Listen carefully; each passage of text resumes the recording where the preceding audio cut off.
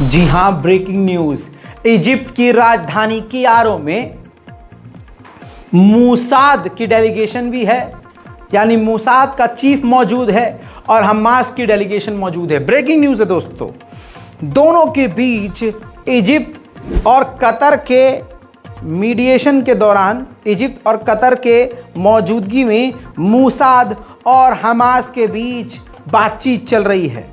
Report ये कह रही है कि बातचीत बहुत गुस्से में हो रही है, एग्रेशन के साथ हो रही है। मूसाद अपनी बात रख रहा है, हमास अपनी बात रख रहा है। दोस्तों, ये बात इसलिए हो रही है क्योंकि अमेरिका और इजराइल पर दबाव है। इस वक्त बहुत ज़्यादा दबाव है कि जंग रुकनी चाहिए। दोस्तों, मूसाद ये चाहता है कि हमास जो है तमाम कैदियों को रिहा कर दे। हमास चाहता है कि हम कैदी रिहा कर देंगे, हमारे कैदी भी इजराइल रिहा कर दे। बहरहाल कमरे के अंदर क्या बातचीत चल रही है, उसकी बातचीत को अभी समझना काफ़ी मुश्किल है, लेकिन बड़ी बात है मूसाद का डायरेक्ट हमास के सामने आकर झुककर बात करना और जैसे तैसे बात करने के लिए भी तैयार हो जाना। ये समझ में आ रहा है कि इस वक्त कितना प्रेशर अमेरिका पर है।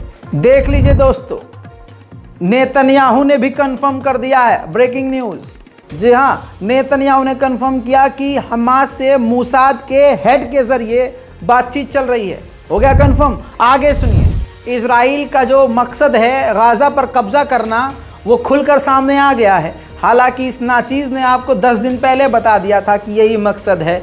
इजराइल के डिफेंस मिनिस्ट्री की तरफ से साफ कह दिया गया है कि हम अपोज करेंगे जब दुनिया, अमेरिका कहेगी कि गाजा को फिलिस्तीन के हाथ दे दो, तो हम इसका विरोध करेंगे, क्योंकि गाजा पर हमारी ही हुकूमत चलेगी। आईडीएफ के हाथ में, इजराइल डिफेंस फोर्सेस के हाथ में गाजा रहेगा। उधर मेरे दोस्तों, इजराइल पर प्रेशर क्यों नहीं बनेगा?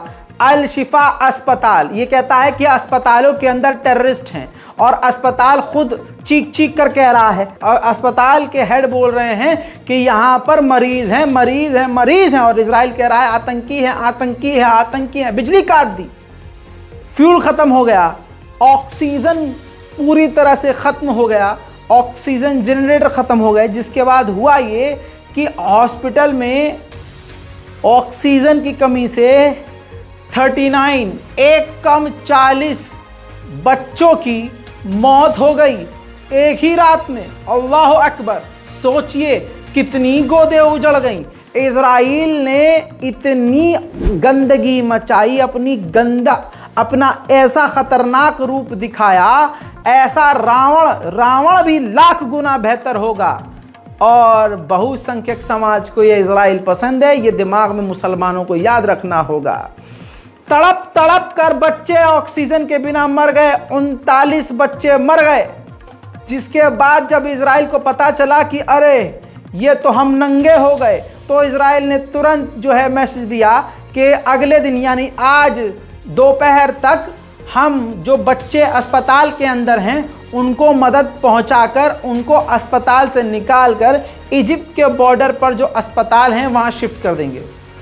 कुल मिला के 100 की सीधी ये बात तो आ गई सामने कि इजराइल जो भी कर रहा है झूठ बोलकर कर रहा है।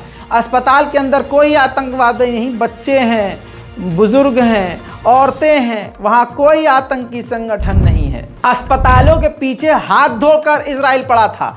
अल शिफा अस्पताल के जो लीडर हैं वो बता रहे हैं, अफसर हैं वो बता रहे हैं कि अल शिफा अस्पताल में भी इस वक्त भी 100 डेड बॉडीज हैं जिन्हें अभी दफनाया नहीं गया है।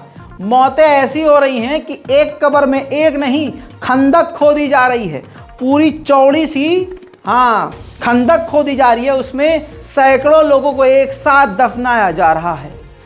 किसी को गठरी में दफनाया जा रहा है, क्योंकि अब उसको धोया नहीं जा सकता, गुस्ल नहीं दिया जा सकता। क्यों? क्योंकि उस बच्चे के 8-10 टुकड़े हो गए हैं। कुछ लाशें टुकड़ों में बटी और जल गई, राख हो गई हैं। ऐसी लाशों को गठरी में बांधकर दफनाया जा रहा है। हालात गाजा के इतने खराब कर दिए हैं कि 20 अस्पतालों ने पूरी तरह से गजा में काम करना बंद कर दिया है, क्योंकि फ्यूल ही खत्म हो गया है। और इजराइल यही चाह रहा था। भूख, प्यास, अस्पताल, दवाइयों, इन सभी को हथियार बना रहा है। यूएन की मीटिंग में WHO ने साफ तौर से कहा कि हर 10 मिनट में एक बच्चा मारा जा रहा है और जितने 11,000 लोग मारे गए हैं उनमें से 70 से 75% बच्चे और महिलाएं ही शामिल हैं। सुनिए। Tens of thousands of displaced people sheltering at hospitals, families crammed into overcrowded schools, desperate for food and water. More than 10,800 people have now been killed in Gaza. Almost 70% of them women and children. On average, a child is killed every 10 minutes in Gaza. 1.5 million people have been displaced and are looking for shelter anywhere they can find it. But nowhere and no one is. मेरे दोस्तों, सुना आपने? अब सुनिए। इसी UN में Israel के प्रतिनिधि ने WHO को झूठा साबित कर दिया। साफ साफ कह दिया कि गाजा में जो लोग मारे जा रहे हैं वो आंकड़े झूठे हैं, क्योंकि आंकड़े तो हमास दे रहा है, क्योंकि हमास गवर्नमेंट चलाता है। यानी इजराइल का कोरा झूठ। ये देखिए, कम से कम सैकड़ों लाशें तो आप खुद सोशल मीडिया पर देख चुके हैं। इतनी तस्वीरें आ रही हैं। ब्लॉक और बैन करने के बावजूद जो तस्वीरें आ रही हैं वो कितनी सारी आ रही हैं, है ना। और इजराइल वहीं खड़ा होकर कह रहा है WHO को झूठा कि आप झूठ बोल रहे हैं।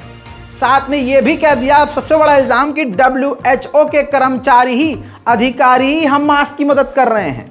तो इसका मतलब ये है कि हमास वमास कुछ नहीं है। जो WHO के लोग आम लोगों को मदद दे रहे हैं, उनको अस्पताल ले जा रहे हैं, तो इजराइल आम लोगों को हमास मान रहा है। सुनिए इन कुत्तों की नस्ल की बात सुनिए। Such as Dr. Tedros, such as Mr. Lazzarini of UNRWA, such as Mr. Griffith of OCHA, from all the other libelous UN organizations, committees, and also, sadly, from the Secretary General himself. They do not reflect the situation on the ground. Yes, diplomatic niceties require us to thank them for their work, but sadly, they are relaying falsehoods that are completely detached from reality. For years, the UN has refused to establish verification mechanisms that can provide us a truthful picture of reality. WHO is it that supplies the UN with these so-called facts. Sorry, who is it that supplies the UN with these so-called facts? Is this information? अंतरराष्ट्रीय level पर Israel खुल्लम खुल्ला झूठ बोल रहा है और कोई भी बड़ा कदम उठाने को तैयार नहीं है, सिर्फ मुंह से बकर बकर हो रहा है। यही सब तस्वीरें देखकर भारत के बहुसंख्यक समाज को हिम्मत मिल रही है। भारत के मुसलमानों को इस बात को लेकर सतर्क और चिंतित होना चाहिए। अगली ये तस्वीर देखिए, यह मस्जिद इब्राहिमी है जिसे इजराइल के लोगों ने झंडे लगाकर लाल पीला नीला बनाया है। प्रोजेक्ट से इब्राहिमी मस्जिद में इजराइल का झंडा लहराया। इससे पहले दिखा भी चुका हूं कि इसी इब्राहिमी मस्जिद में नाच रहे हैं, गा रहे हैं, नंगई कर रहे हैं यहूदी। पूरी तरह से मस्जिदों की तौहीन और अरब हिजड़ों की तरह सिर्फ बयानबाजी कर रहा है। सिर्फ अरब की बात नहीं, 57 मुस्लिम देश सिर्फ हिजड़ों की तरह बकर बकर कर रहे हैं। यूएन में कोलंबिया के प्रेसिडेंट ने साफ कहा कि इजराइल जेनोसाइड कर रहा है और इसको जेनोसाइड कहते हैं। वो इसलिए कर रहा है ताकि वो फिलिस्तीनियों को, गाजा के लोगों को किनारे कर सके और जमीन हथिया सके। उधर जापान ने मांग करी है 2 स्टेट सॉल्यूशन की। जी हाँ, जापान ने कहा है कि यह वायलेंस तभी खत्म हो सकता है, शांति अमन तभी आ सकता है जब फिलिस्तीनियों को उनका हक दिया जाए 2 स्टेट सॉल्यूशन के द्वारा।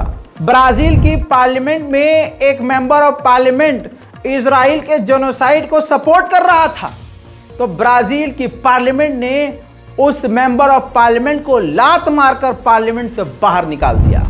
आखिरकार डोनाल्ड ट्रंप के भी जुमलों में नरमी आई। अब डोनाल्ड ट्रंप ने इंटरव्यू में कहा है कि गाजा में जो कुछ भी हो रहा है वो नहीं होना चाहिए था, वो यकीन करने और देखने लायक नहीं है। और ये चीज दोनों तरफ के लिए खतरनाक है। उधर इजराइल की राजधानी तेल अवीव में जबरदस्त प्रदर्शन हो रहा है कि कैदियों की अदला बदली करी जाए।